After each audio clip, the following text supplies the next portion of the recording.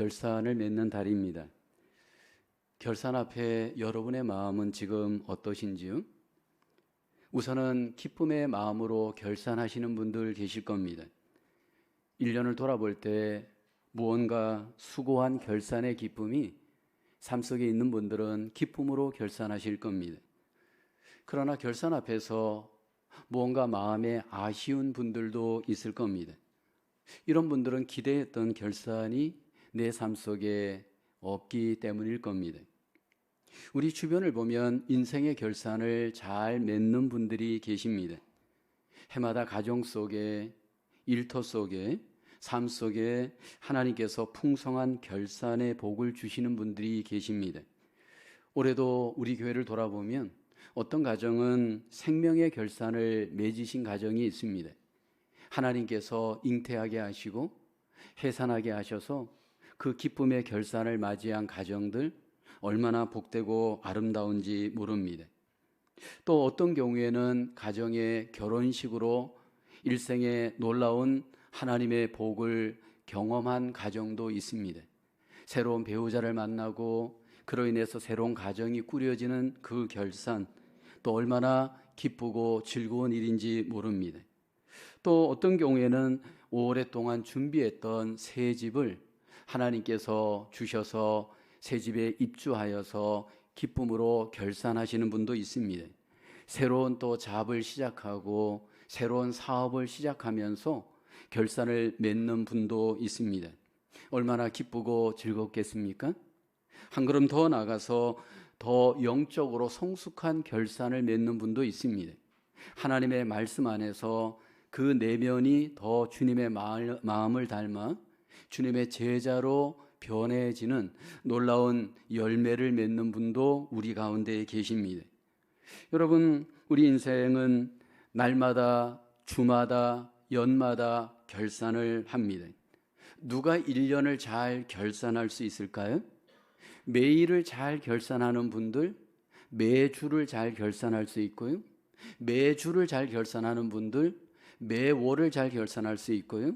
매월 잘 결산하는 분들이 매년을 잘 결산할 수 있습니다. 그리고 인생의 마지막 때에 갔을 때 매 순간순간 결산을 잘 하신 분들, 인생의 마지막에 가서도 결산을 잘 할 수 있습니다. 구약의 이스라엘 백성들을 보면 인생의 결산을 위해서 우리가 어떤 삶을 살아가야 할지 우리에게 좋은 모델이 됩니다.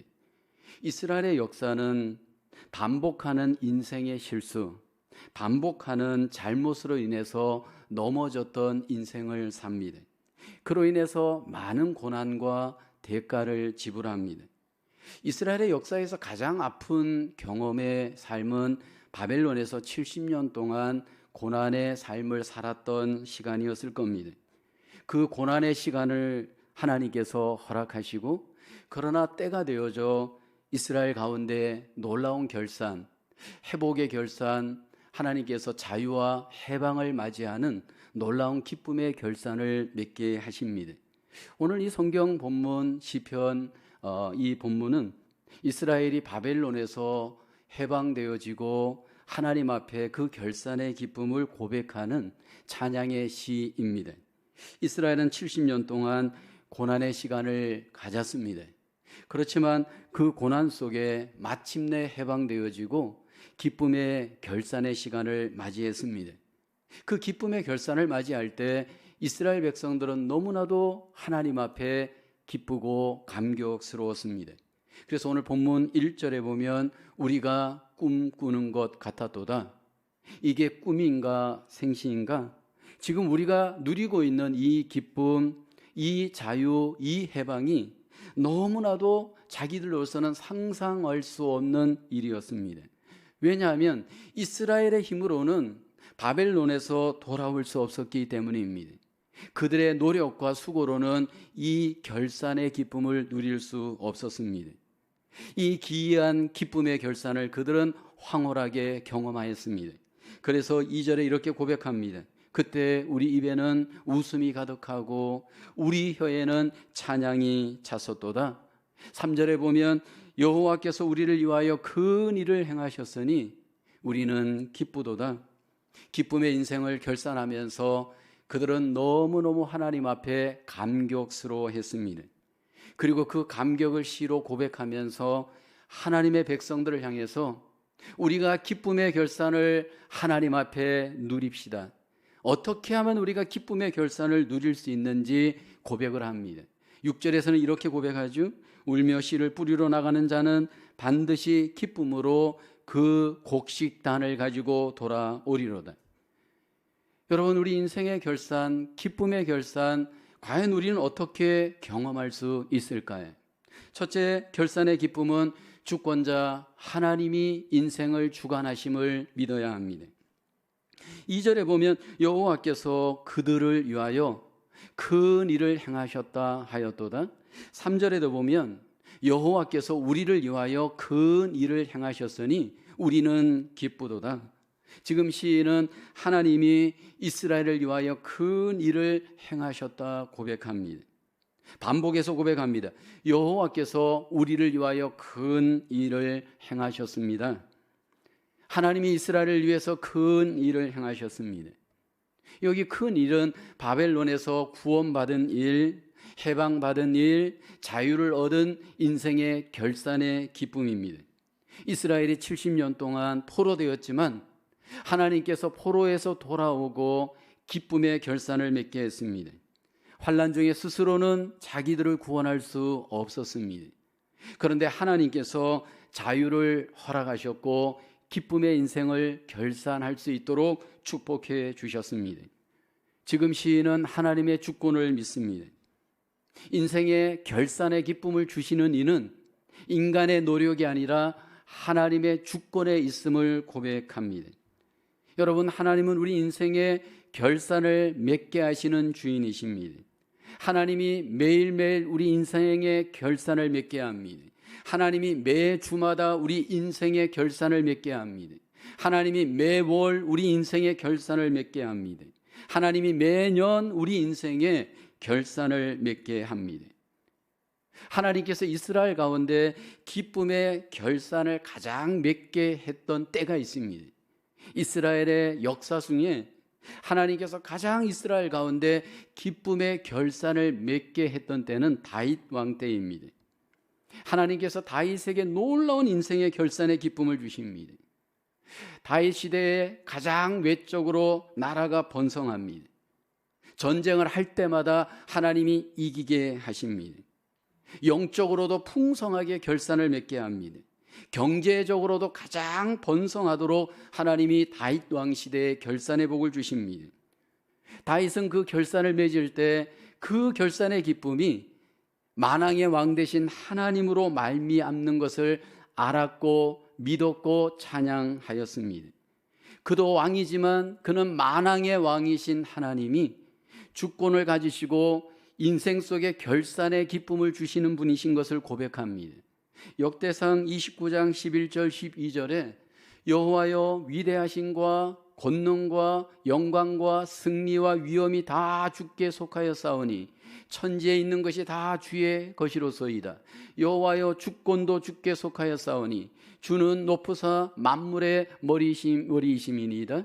12절에 보면 부와 귀가 주께로 말미암고 또 주는 만물의 주제가 되사 손에 권세와 능력이 있사오니 모든 사람을 크게 하심과 강하게 하심이 주의 손에 있나이다.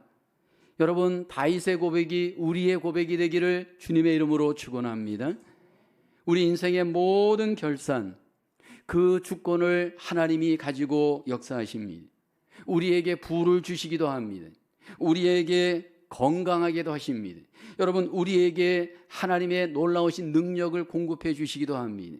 우리의 사업터의 복도, 우리의 자녀들의 복도, 우리의 모든 삶의 모든 복들이 하나님 주권에 달려 있습니다.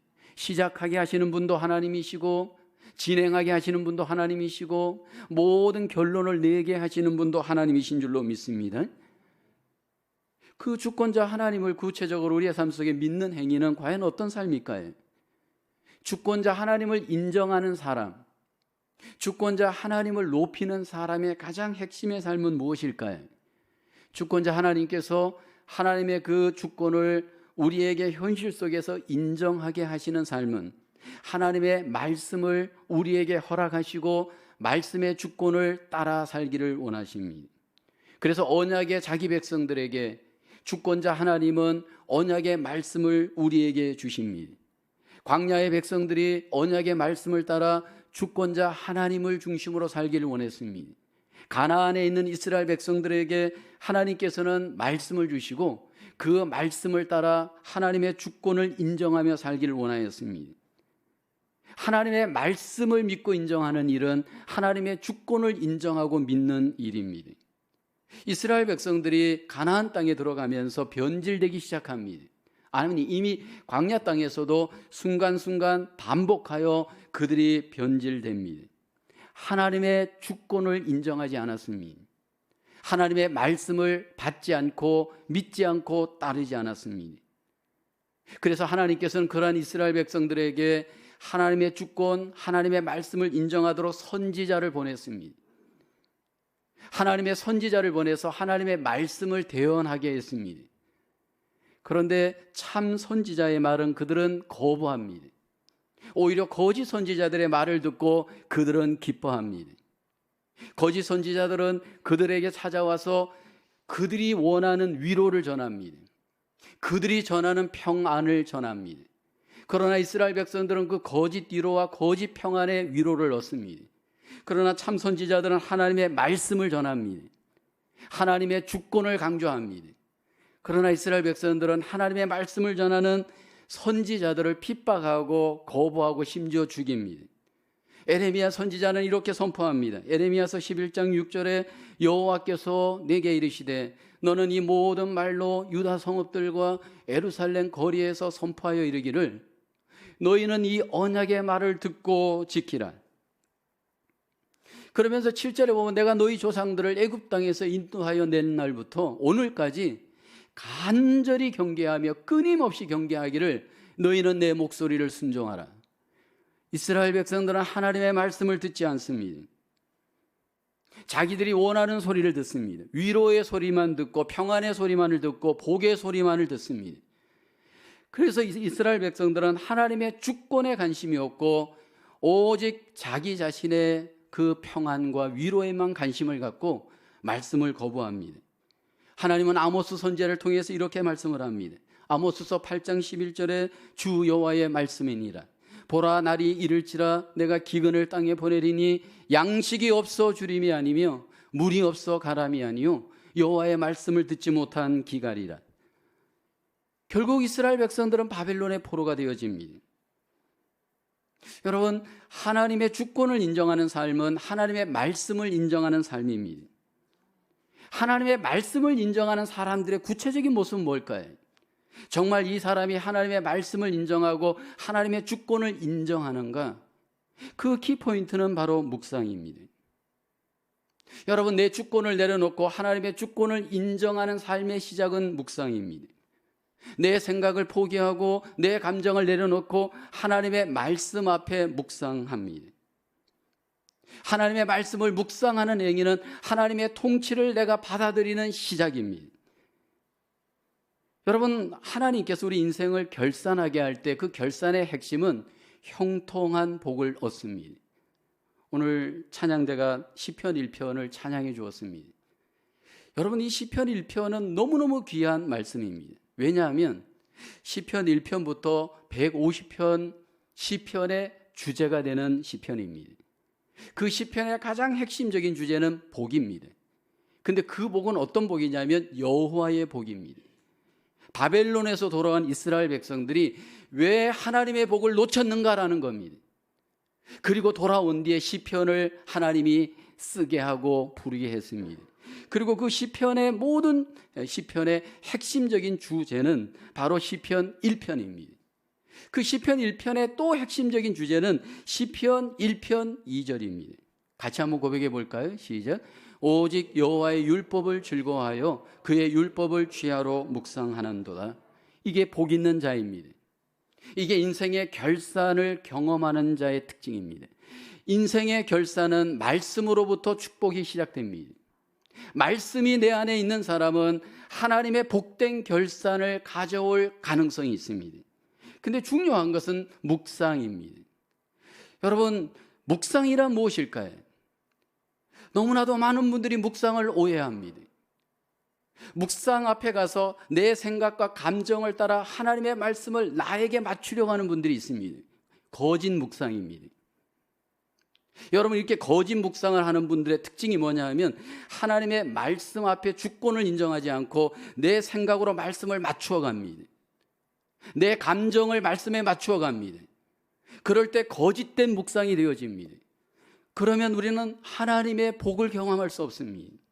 하나님의 이 말씀의 묵상이라는 의미는 하가라는 히브리어는요, 하나님의 소리를 내라라는 의미가 있습니다. 하나님께서 우리에게 말씀하신 소리를 내 마음에서 그대로 내는 행위, 내 입술로 그대로 내는 행위, 내 삶으로 그대로 내는 행위, 이 사람이 바로 묵상의 사람입니다.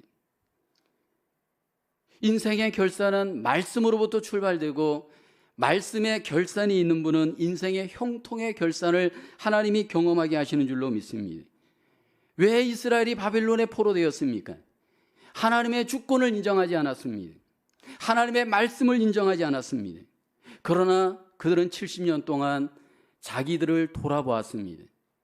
그리고 그들은 경험했습니다. 하나님의 말씀을 인정하고 하나님의 주권을 인정한 것이 인생의 결산을 맺는 길이구나. 그들은 하나님 앞에 깨달았습니다. 이스라엘 백성들이 바벨론에서 돌아오고 난 뒤에 이제 그들이 언약의 말씀을 듣기 시작합니다. 그리고 주권자 하나님을 인정하기 시작합니다. 느헤미야서 8장 1절로 3절에 보면 이스라엘 백성들이 말씀 결단의 시간을 갖습니다.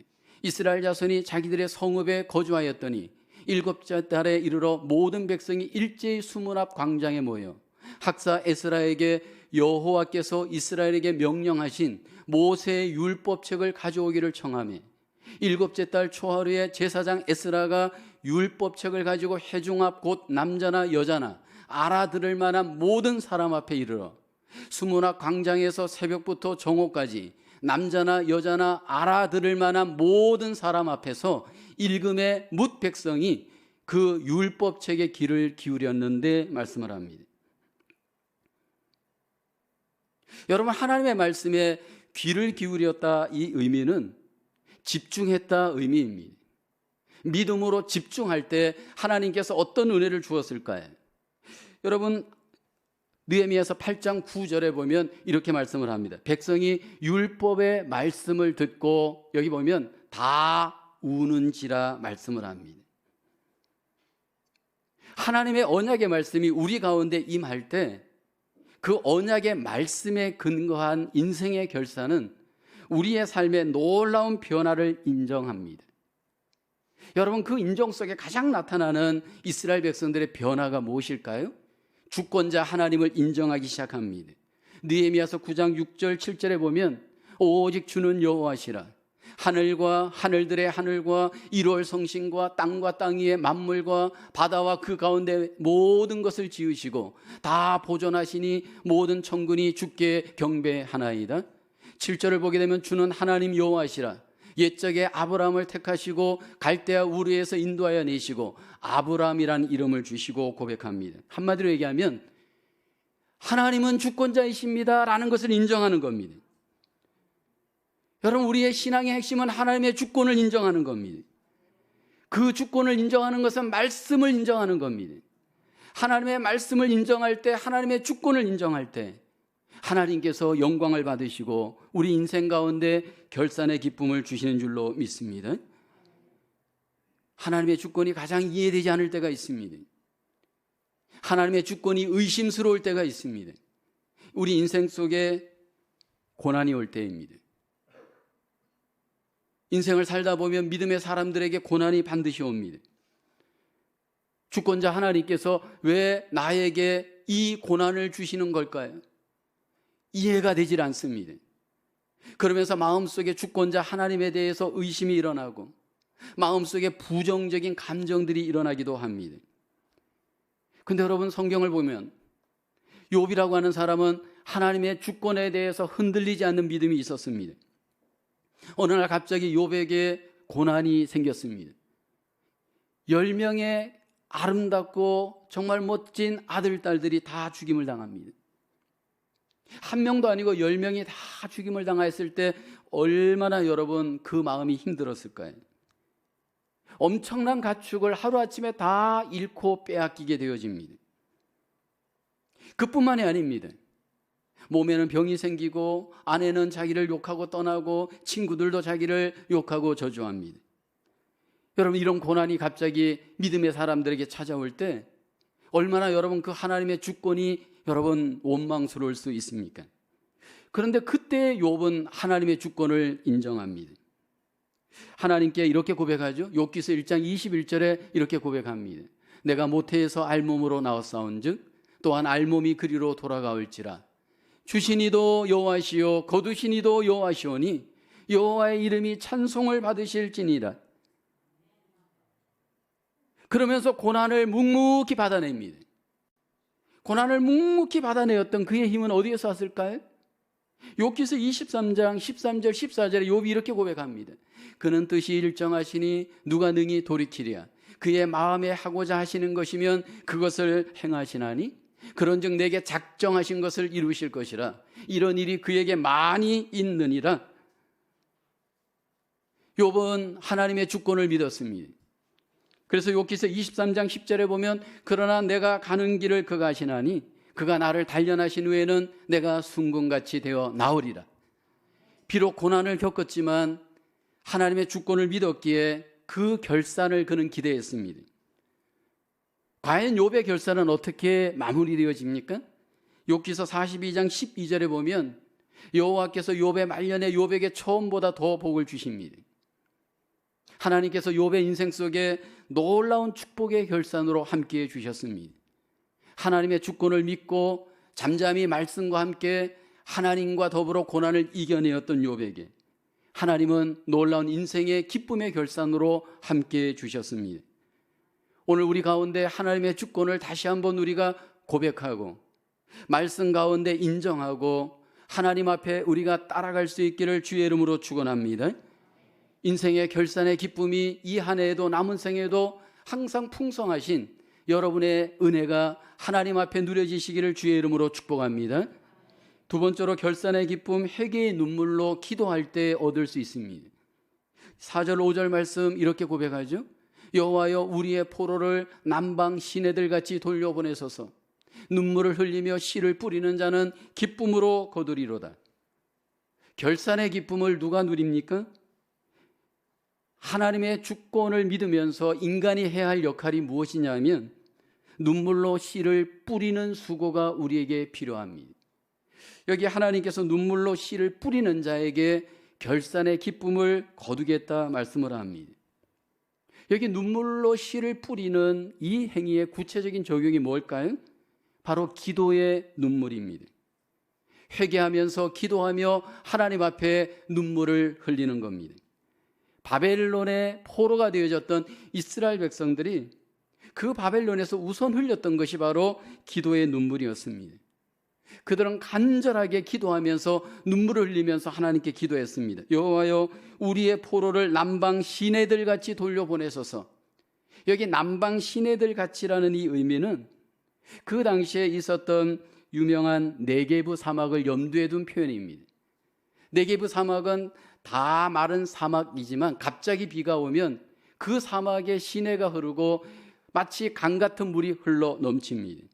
하나님께서 이스라엘 백성 가운데 긍휼의 은혜를 베풀어 주시면 이 놀라운 새 일이 그들 가운데 일어날 것을 그들은 기대하면서 회개하면서 눈물을 흘려 기도했습니다. 그러면서 이렇게 확신적으로 고백하죠. 6절에 보면 울며 씨를 뿌리러 나가는 자는 반드시 기쁨으로 그 곡식단을 가지고 돌아오리로다. 여러분, 반드시라고 하는 이 단어는 결국 확신하는 것입니다. 우리가 기억해야 될 것은 우리가 눈물로 기도할 때 하나님은 그 눈물의 기도를 외면하지 않고 들으시고 결산할 수 있도록 축복해 주시는 줄로 믿습니다. 이스라엘 백성들이 눈물을 흘렸을 때 하나님은 그 눈물의 기도를 외면하지 않았습니다. 근데 여러분, 우리가 생각할 것은 그 눈물은 과연 어떤 의미일까요? 이스라엘 백성들이 흘리는 그 눈물은 그냥 한편 영화를 보고 감동이 되어서 흘리는 그 눈물이었을까요? 아니면 그 눈물은 내 감정에 의해서 북받쳐 오르는 여러분 감정의 눈물이었을까요? 하나님이 가장 우리에게 보기를 원하는 눈물은 어떤 눈물일까요? 처절한 회개의 눈물입니다. 그들은 여러분 바벨론에서 처절한 회개의 눈물을 흘렸습니다. 하나님, 우리가 지금까지 잘못 살아왔습니다. 하나님 앞에 우리가 믿음으로 살지 못하였고 우상을 섬겼고 주권을 인정하지 못하였고 불순종하였음을 하나님 앞에 깨닫고 돌이키는 회개의 눈물을 흘렸습니다. 그리고 미래적으로 하나님, 이제 우리가 하나님을 사모하고 하나님을 경외하고 하나님을 순종하는 그 삶이 되어지기를 간절하게 구하면서 그들은 눈물을 흘렸을 겁니다. 우리가 성경을 보다 보면 하나님이 가장 일하실 때, 하나님이 가장 기쁨으로 우리 인생 속에 결산을 맺게 하실 때를 보면 우리가 회개하고 하나님께로 돌아갈 때입니다. 누가복음 15장에 보면 탕자 이야기를 주님께서 비유하십니다. 둘째 아들이 아버지를 떠나는 순간 인생의 결산의 기쁨을 다 잃어버립니다. 아버지 안에 있었을 때는 온갖 결산의 기쁨을 누리던 삶이 떠나면서 거렁뱅이가 되어집니다. 가지고 있는 것들을 다 빼앗기고 결국 그 인생은 거지가 되어집니다. 마치 이스라엘과 같습니다. 하나님 안에 있을 때에는 풍성한 결산의 기쁨을 누렸지만 하나님 밖으로 떠날 때 거지 같은 인생으로 그들은 결산합니다. 그런데 누가복음 15장에 그 아들이, 둘째 아들이 그 자리에서 깨닫고 회개합니다. 물론 성경에 눈물을 흘렸다라는 외적 표현은 없지만 마음의 눈물을 흘렸던 것으로 보입니다. 그리고 난 뒤에 아버지께로 돌아갑니다. 근데 놀라운 것은 아버지가 그 돌아온 아들을 기쁨으로 환대하고 풍성한 인생을 누릴 수 있도록 그를 축복해 주십니다. 인생을 살다 보면 누구든지 실수합니다. 여러분, 이스라엘 백성들이 실수한 것 이상으로 우리도 실수합니다. 근데 하나님은 그 실수에 집중하기보다 깨닫고 회개하는 것을 하나님은 더 집중합니다. 특별히 하나님은 회개하는 자를 기억하시고 회개의 눈물 위에 긍휼의 은혜를 베풀어 주시는 줄로 믿습니다. 근데 여러분, 우리가 잘 주목하셔야 됩니다. 내가 지금 회개의 눈물을 흘리는 건가, 후회의 눈물을 흘리는 건가?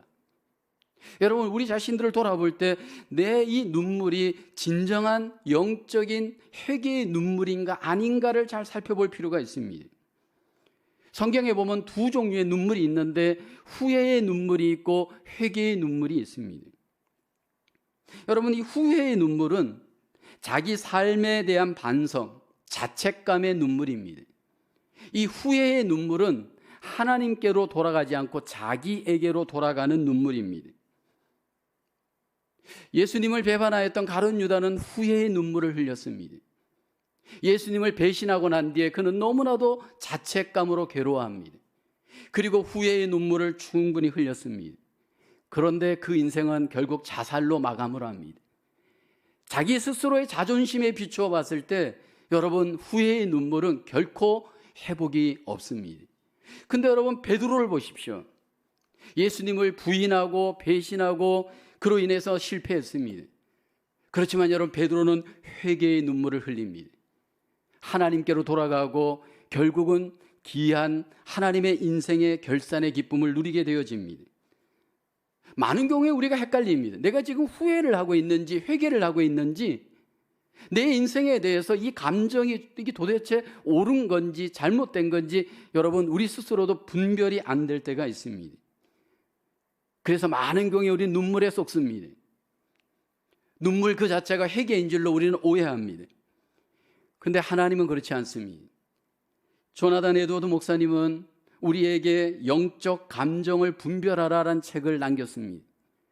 그 책을 보게 되면 이것이 영적 감정인지 인간적 감정인지를 그 분별의 기준을 굉장히 강조합니다. 우선 구원에 기초하지 않는 감정의 문제가 있습니다. 여러분, 구원받지 않는 사람도 예배 드리다가 울 수 있고 하나님 앞에 나름대로 울 수 있습니다.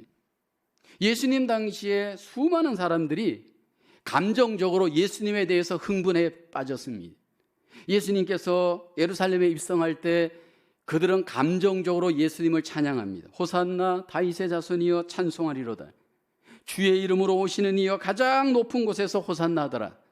그러면서 막 기뻐하면서 주님을 찬양했습니다. 그러나 그들은 진정한 주님의 제자가 아니었습니다. 결국 그들이 나중에 예수님을 십자가에 못 박는데 앞장섭니다. 그 다음에 입으로 떠드는 감정입니다. 여러분, 영적인 것들을 내가 입으로 말을 많이 한다고 그 사람이 영적인 사람이 아닙니다. 영적인 수다를 잘하는 것이 내가 영적으로 하나님 앞에 성숙해 있는 것이 아닙니다. 마치 잎이 무성한 나무와 같습니다. 여러분, 잎이 무성한 나무는 열매의 결산을 맺을 수 없습니다. 내가 받은 은혜를 수없이 떠들고 내가 받은 체험을 막 쉴 새 없이 말하는 분들이 있잖아요. 그러면 사람들은 속습니다. 아, 저분은 굉장히 영적인 분 같아요. 말이 그렇게 나오니까. 예수님 당시에 유대인들을 보십시오. 그들의 입술 속에 얼마나 거룩한 말이 많이 나왔습니까? 그것은 진짜가 아니었습니다. 정말로 진짜 감정, 진짜 믿음의 특징이 뭘까요? 그 사람의 삶의 인격의 열매, 마음의 열매입니다. 진정으로 회개하고 정말 하나님께로 돌아선 사람의 회개의 모습은 마음의 변화가 일어납니다. 마음의 변화는 삶의 변화로 이어집니다. 그래서 그 삶 속에 항상 눈물이 있습니다. 찬송을 부르다가도 그 찬송 속에 하나님이 주신 은혜의 눈물이 있습니다. 기도하다가도 하나님이 주신 그 말씀의 은혜를 따라 기도하며 눈물을 흘립니다. 그리고 삶 속에도 눈물이 있습니다. 근데 여러분, 이중적인 분들이 있잖아요. 하나님께서 우리에게 원하시는 눈물은 회개의 눈물입니다. 회개의 눈물을 하나님은 외면하지 않습니다. 회개하는 자들을 하나님이 기억하시고 긍휼히 여기시고 열매 맺게 해주시는 줄로 믿습니다. 2021년 한 해를 보내면서 결산의 날을 맞이하면서 먼저 하나님 앞에 우리가 결산해야 될 것이 있습니다. 지난 1년을 돌아보면서 우리는 감사함으로 결산해야 됩니다. 하나님이 우리의 가정 속에, 일터 속에, 개인 속에 하나님의 놀라우신 은혜와 복으로 함께 주셨기 때문입니다. 그러면서 감사함으로 하나님께 영광을 돌리며 결산해야 됩니다. 그러나 돌아봐야 됩니다. 우리 삶을 돌아보면서 저도 여러분도 하나님 앞에 회개할 것들에 대해서 하나님께서 주시는 마음을 갖고 우리는 회개하면서 하나님이 주시는 긍휼 가운데 기쁨의 결산을 맞이하는 저와 여러분 되어야 할 줄로 믿습니다. 성령님께서 우리의 마음속에 보게 하시고 깨닫게 하시고 회개할 수 있도록 우리에게 은혜를 베풀어 주실 줄로 믿습니다. 그때 하나님의 긍휼을 우리 가운데 경험하고 그로 인해서 우리 인생 속에 하나님이 주신 놀라운 위로의 결산으로 이 한 해를 잘 결산할 수 있기를 주님의 이름으로 축원합니다. 세 번째로 결산의 기쁨, 인내의 삶을 이겨내는 자가 누릴 수 있습니다. 6절 말씀 함께 고백해 볼까요? 울며 씨를 뿌리러 나가는 자는 반드시 기쁨으로 그 곡식단을 가지고 돌아오리로다. 여기 원어에 울며 씨를 뿌리러 나가는 자의 의미는 그의 씨 주머니를 들고 울면서 나가는 자라는 의미가 있습니다.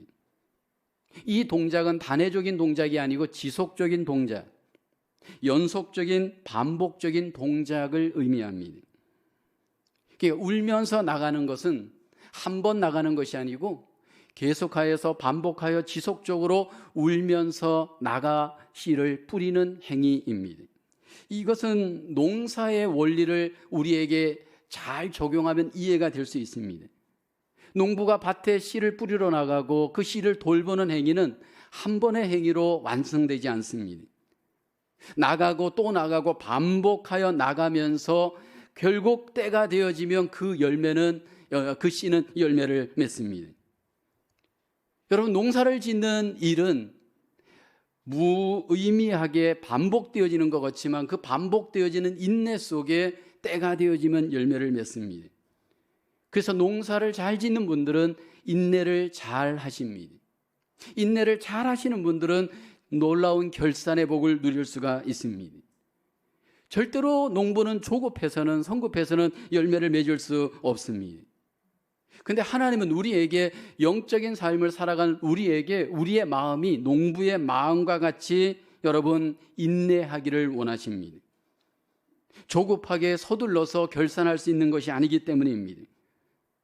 하나님이 주시는 모든 결산들은 우리가 인내할 때 때가 되면 하나님이 우리에게 결산의 복을 누리십니다. 야고보서 5장 7절에 우리에게 말씀하죠. 그러므로 형제들아 주께서 강림하시기까지 길이 참으라. 보라 농부가 땅에서 나는 귀한 열매를 바라고 길이 참아 이른 비와 늦은 비를 기다리나니 말씀을 합니다. 여러분, 농부가 길이 참는 것처럼 예수님을 앞두고 있는 하나님의 백성들이 하나님 앞에 길이 참아 인내하기를 소원하십니다. 여기 인내라고 하는 이 단어의 의미는 무엇일까요? 사전적인 의미는 고통, 피로 등을 잘 참고 견디다, 대항하다, 저항하다, 그런 의미가 있습니다. 그러니까 인내가 있는 사람은 고통을 잘 저항합니다. 인내가 있는 사람은 괴로움을 잘 저항합니다. 인내의 능력이 있는 분들은 잘 저항하고 잘 견디다가 결국은 그 인내로 말미암아 마침내 결산의 복을 누립니다. 근데 그 인내를 가장 우리가 배우는 순간, 배우는 시간이 있습니다. 로마서 5장 3절 4절 말씀에 이렇게 말씀을 하죠. 함께 고백해 볼까요? 시작. 다만 이뿐 아니라 우리가 환난 중에도 즐거워하나니 이는 환난은 인내를, 인내는 연단을, 연단은 소망을 이루는 줄 알미로다.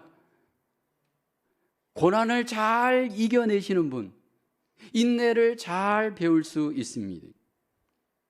구약의 이스라엘 백성들이 가장 실패한 것이 바로 인내입니다. 그들은 고난이 오면 금방 무너졌습니다. 환난 앞에서 금방 흔들리고 넘어졌습니다. 여러분, 우리가 기억해야 될 것은 우리를 인내하게 하는 것은 율법이 아닙니다. 율법적인 신앙은 인내가 어렵습니다. 율법적인 신앙은 고난이 오면 불평이 먼저 나옵니다. 율법적인 신앙은 고난이 오면 판단이 먼저 나옵니다. 율법적인 신앙은 고난이 오면 하나님도 원망하고 사람도 원망하고 환경도 원망합니다. 도덕의 인내, 종교의 인내, 지식의 인내는 한계가 있습니다. 내 한 대 2로 올 때는 인내하지만 조금만 손해가 되고 수치가 오면 그 인내는 다 없어집니다.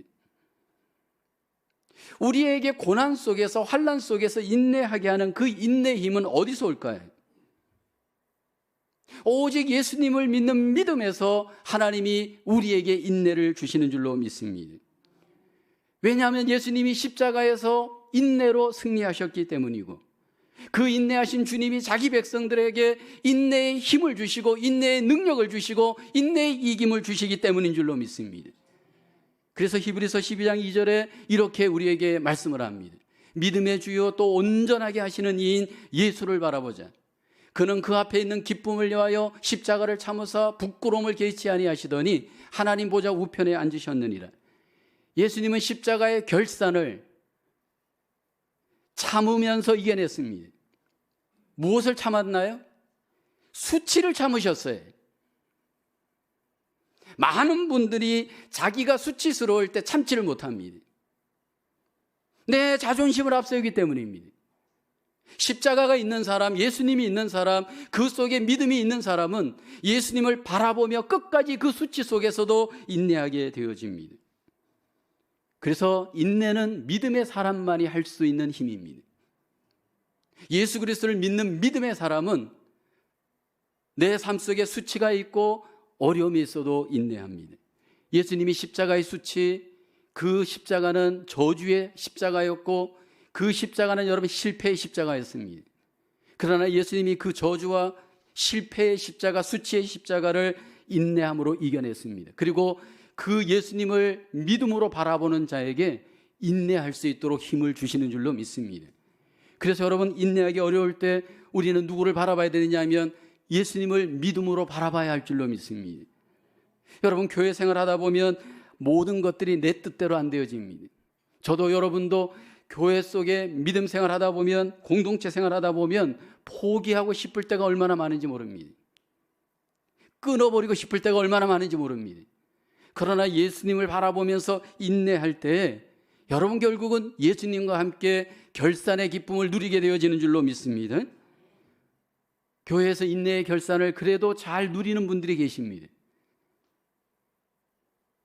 노년기에 계신 하나님의 백성들의 모습입니다. 이분들은 전쟁 같은 인생의 현장에서 인내했습니다.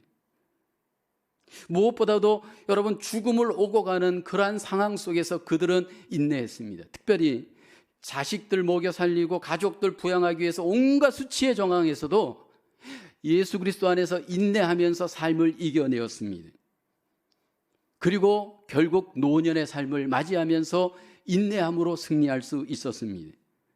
인내의 고수입니다. 그런데 여러분, 노년기에 인내의 고수들인 이들에게 제일 힘든 게 뭘까요? 역시 인내입니다. 인내로 승리했지만 죽음 앞에 가는 그 순간까지 정말 힘든 것이 뭐냐면 인내입니다. 또 흔들립니다. 또 여러분 그 부분에 있어서 우리 속에 유혹이 있기 때문입니다. 제가 요즘 읽는 100세 시대를 준비하는 10번의 성장이라는 책이 있습니다. 이제는 100세 시대를 살아갑니다. 유명한 교육 전문가인 에릭 에릭슨은 인간을 8단계로 구분합니다. 근데 이 8단계 이론을 근거로 이 책은 10단계로 인생을 나눕니다. 10년 주기로. 100세 시대이기 때문에 우리는 10번의 시대를 맞이하고 그 10번의 시대에는 성장이 필요하다는 겁니다. 특별히 이제 이 책에서 80대에서 90대의 인생의 때를 가장 우아한 시기로 표현합니다. 죽음을 바로 앞둔 그 시기를. 왜 가장 우아한 시기냐면 이때에 인내를 잘 하였기 때문입니다. 지금까지 인내로 승리했기 때문입니다. 근데 여러분, 세상적인 인내와 예수 그리스도 안에서 인내한 자들은 분명히 차이가 있습니다. 주님이 기억하시는 인내는 예수 그리스도를 닮는 믿음의 인내를 기억하시는 줄로 믿습니다. 저와 여러분들이 끝까지 하나님 앞에 인정받는 믿음의 인내로 우리의 인생의 결산을 승리할 수 있기를 주님의 이름으로 축원합니다. 우리는 한 번밖에 없는 인생을 지금 살아가고 있습니다. 그리고 하나님은 우리에게 매년 기쁨의 결산을 맺기를 기대하십니다. 그래서 저와 여러분들에게 기쁨의 결산을 맺을 수 있도록 축복해 주십니다. 기쁨의 결산을 맺는 사람들은 하나님의 주권을 인정하고 말씀 안에서 하나님의 주권을 믿음으로 사는 자입니다. 다시 한번 하나님의 주권을 말씀 가운데 믿고 인정하며 믿음으로 살아가는 저와 여러분 되기를 주의 이름으로 축원합니다. 비록 실수할지라도 깨닫고 눈물 흘리며 회개하며 긍휼의 하나님께로 돌아갈 수 있길 원합니다. 기도할 수 있길 원합니다. 그때 하나님의 놀라운 결산의 기쁨을 다시 회복하게 되어질 줄로 믿습니다. 끝까지 우리가 예수 그리스도 안에서 인내하길 원합니다. 반복하여서 주님 안에서 인내하며 나아갈 때, 고난에서도 인내할 때 마침내 주님이 주시는 놀라운 결산의 기쁨을 저와 여러분 모두가 누리게 되어질 줄로 믿습니다. 이 한 해를 잘 결산하시고 인생의 마지막까지 결산의 기쁨을 누리시는 저와 여러분 되기를 주님의 이름으로 축원합니다. 기도합니다. 하나님, 주권자 되셔서 우리의 생과 사를 주관하시고 부하기를 주관하시고 우리의 모든 가정과 일터를 주관하심을 믿습니다. 2021년 한 해 동안 하나님께서 인도하시고 결산할 수 있도록 복 주심을 감사합니다. 남은 생에 더욱 주권자 하나님을 말씀으로 믿고 경배하고 하나님 항상 따라가는 믿음의 삶 살게 하여 주시옵소서. 때로 우리가 실수할지라도 하나님 눈물 흘리며 회개하며 기도함으로 하나님께로 돌아가는 저희들 되게 하여 주시옵소서. 끝까지 하나님 믿음으로 인내하며 믿음의 주요 온전하게 하시는 이인 예수 그리스도를 바라보며 인내로 풍성한 인생의 결산을 맺는 하나님의 귀한 언약의 축복의 백성들 되어지도록 하나님 함께하여 주시옵소서. 예수님의 이름으로 기도하옵나이다. 아멘.